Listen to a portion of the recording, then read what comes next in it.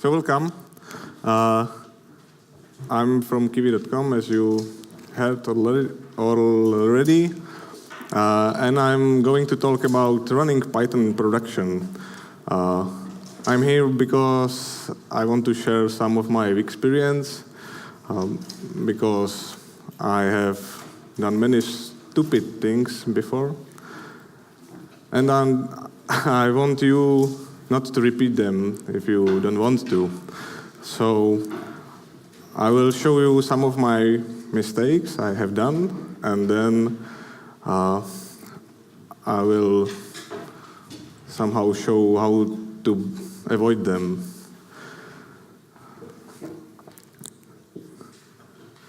So I think this topic is important because all of you are doing some Python stuff or developing some things, and hopefully you are going to run them somewhere, because I think it's the ultimate goal to run your code in production.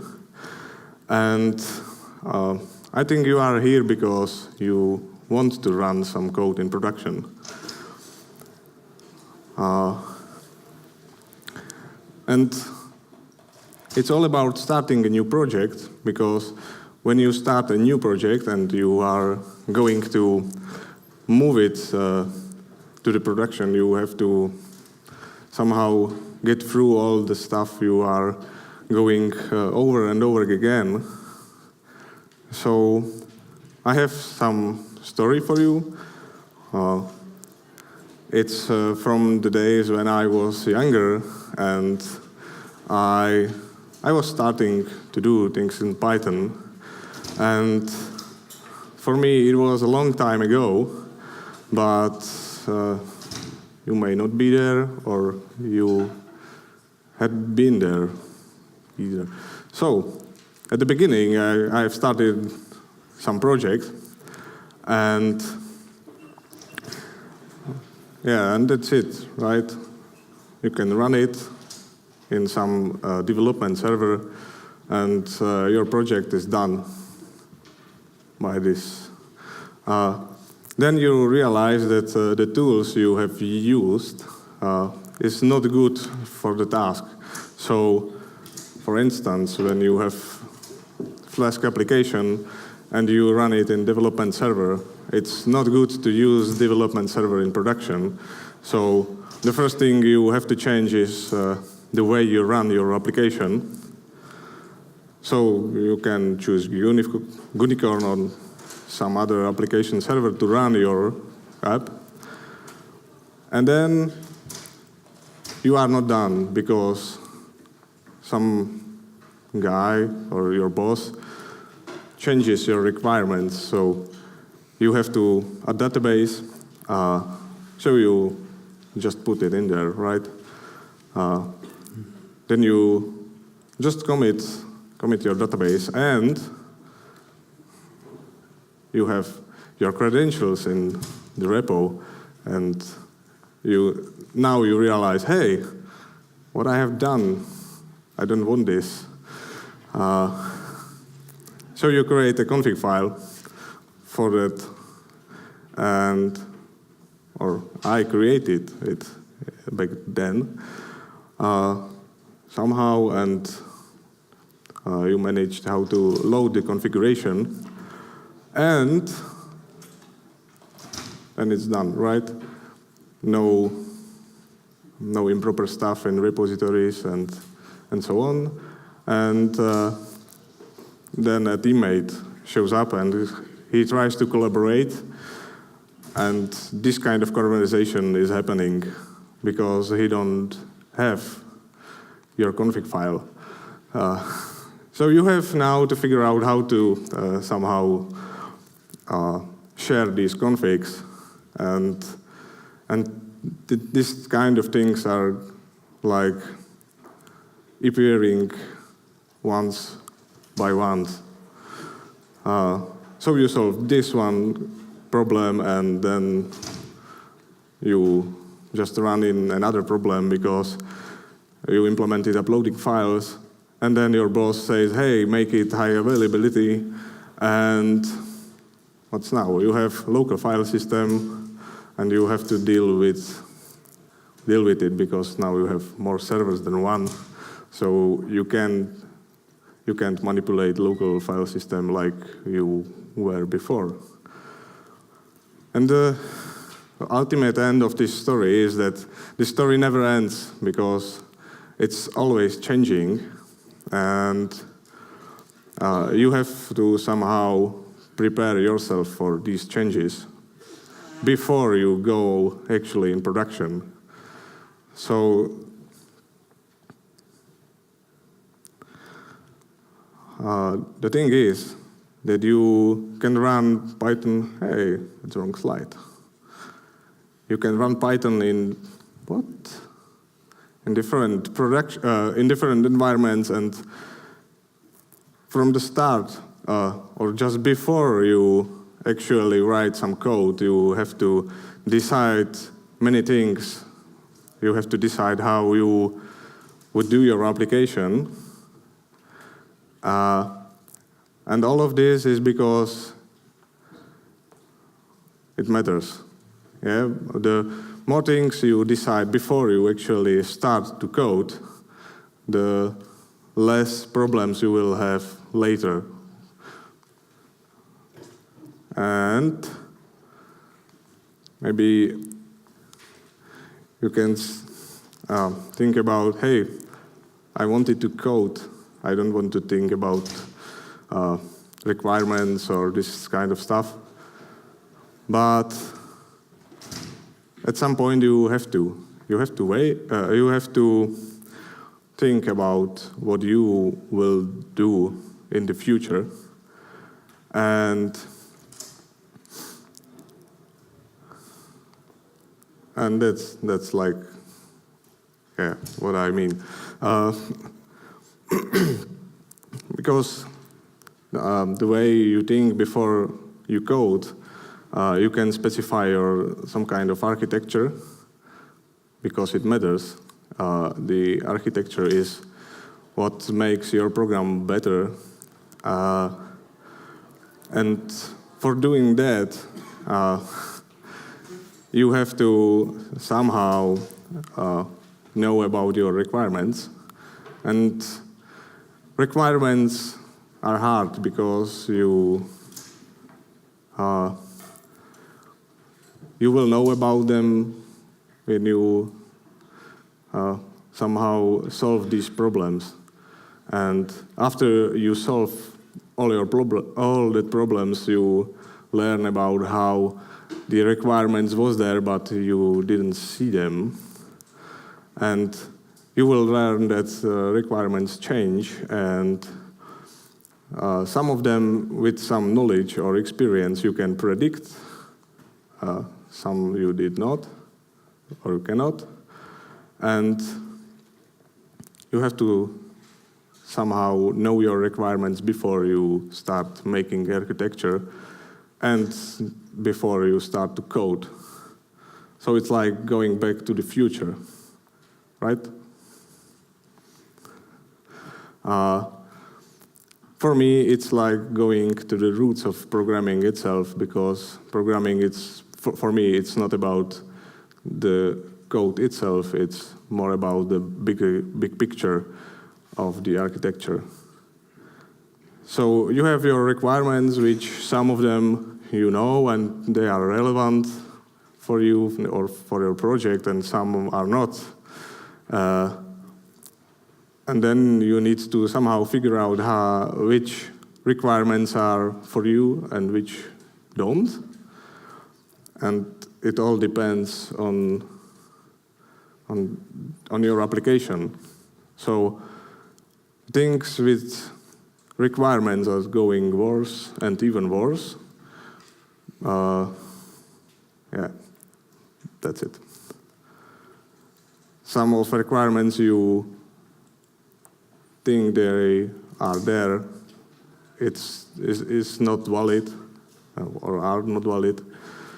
And some of requirements when you start a project does not really exist at all, because not every requirements you could somehow think of actually exist right now, but like here in the future, it will be there. So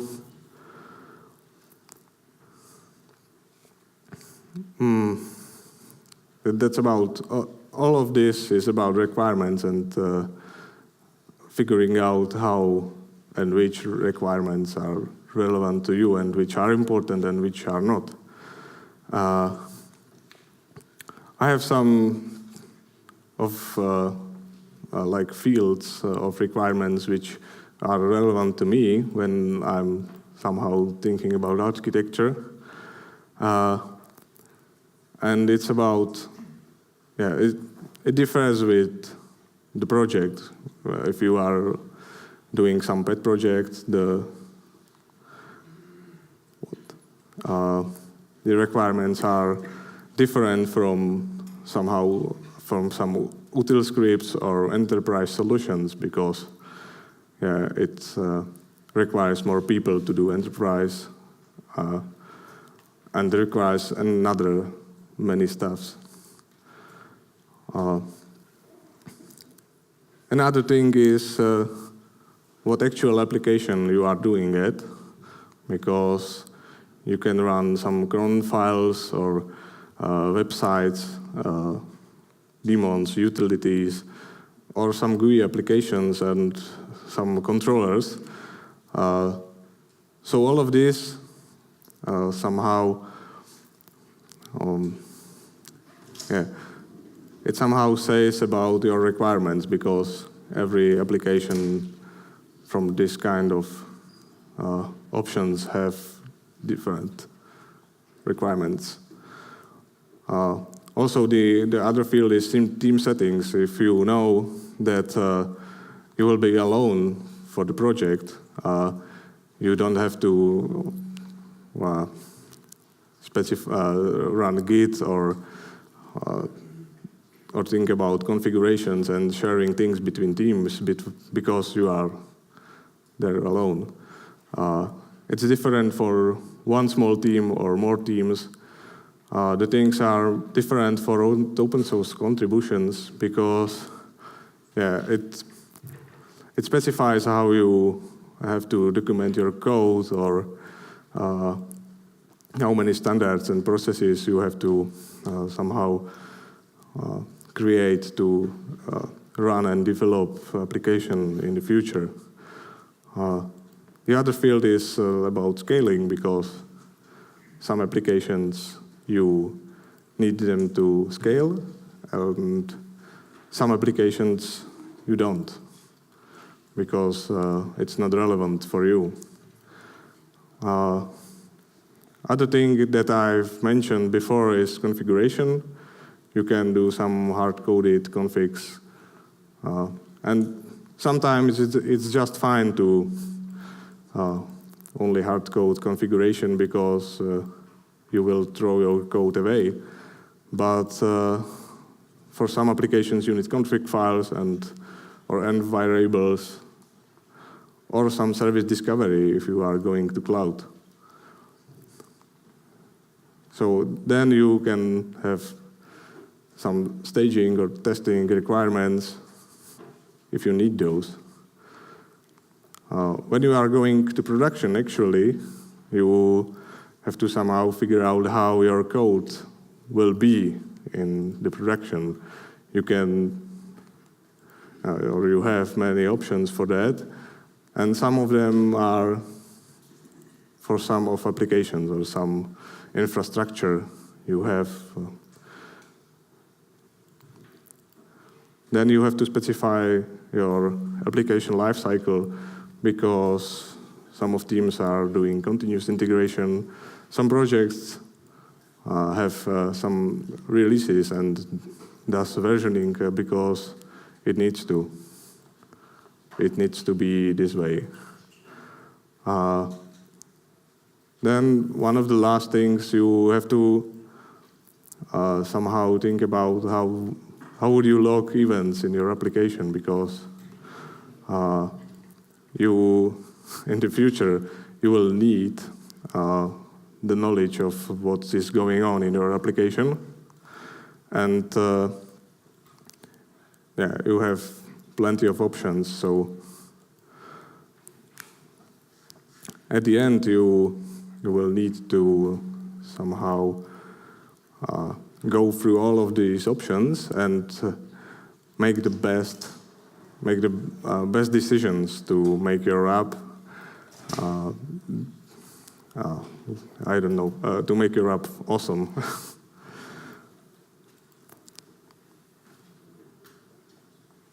So you have to choose your best, but it's your best. No one can say, hey, using like print function for logging is the best for everyone, because they don't know your requirements and what you require from your application to do and how you think you will run it. And it's easy to somehow have wrong assumptions. You can predict wrong requirements for the future. Like if you think that you will have like 50 people in your development team, you will decide differently from when you have 5 people. It's easy to be over-prepared, so you can think of your requirements that it would be bigger than it actually would be, or you can be prepared not enough, and your initial assumptions is not big enough. And you are doing this kind of work because you want to have your life easier. So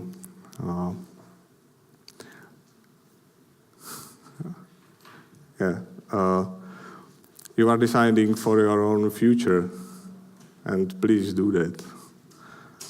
Yeah, and yeah, that's it for me.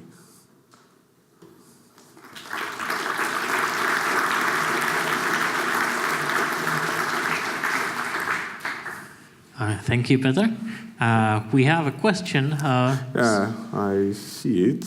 Right, so let me ask it so it's some easier. decisions are not safe to postpone for later. Do you have examples what must be decided from the start?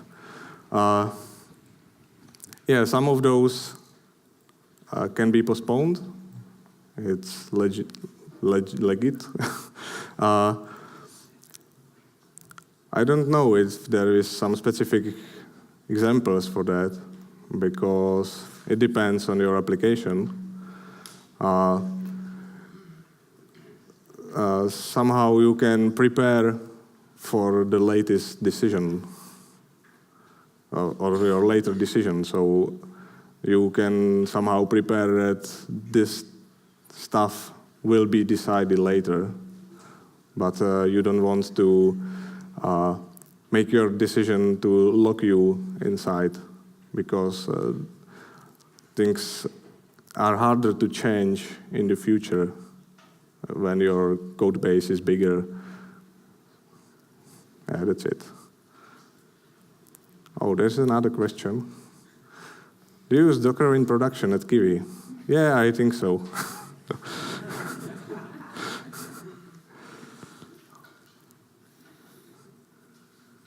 Do we have any more questions? Maybe I want to ask that. You've mentioned the problem with storing credentials to a database, for example, in a project. And you've presented some kind of evolution. Then initially it's in the repository, then on your local file system. And could you maybe mention some more advanced mechanisms when there are more restrictions on this? Thank you. Yeah, now at Kiwi, when we have Docker, we are using environment files, environment variables. So you can run your application in any environment and just inject your variables there. So you don't have to think about sharing some config files. But yeah, the evolution was from hard-coded to some config files in the actual repository, which was wrong also, to some ini files which were only on servers, but it's not good either. So now we are experimenting with some service discovery, so we can have like a database of every config variables in several staging environments, and when you are developing on your local machine, you could get your configuration and don't know about some files or what's going under it.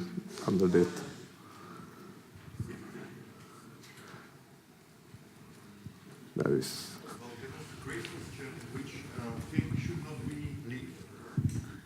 There was a great question, which thing should not be left from the planning, from the beginning. And I think there are two things. It's logging. It's very important to specify it on the beginning. And the very important thing, in my opinion, is to make a risk analysis on the beginning, if there is something we can screw. So this was just my addition to first question. Yeah. Risk analysis is a good tool or good topic where to start. I agree with that. So tell us more about Kiwi. If you need or if you want to know about Kiwi, just meet us in our booth. It's a sticker on the table there, so you can find it. And tomorrow we will have some more swag on that booth. So meet us there and we will describe any details to you about Kiwi. Okay, if you have any more questions about Docker containers, please find Petr at the conference.